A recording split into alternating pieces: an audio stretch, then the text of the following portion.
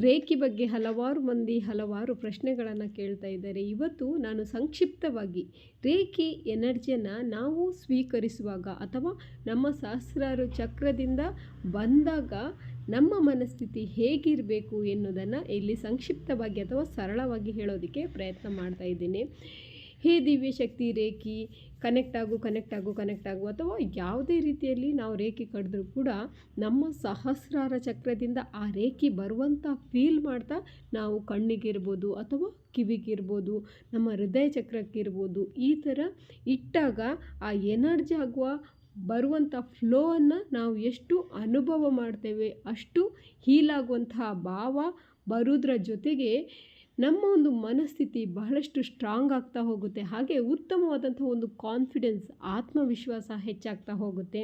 ಹಾಗೆ ನಮ್ಮ ಯಾವುದೇ ಕೆಲಸ ಸ್ಟಕ್ ಆಗಿದ್ದಿರ್ಬೋದು ಅಥವಾ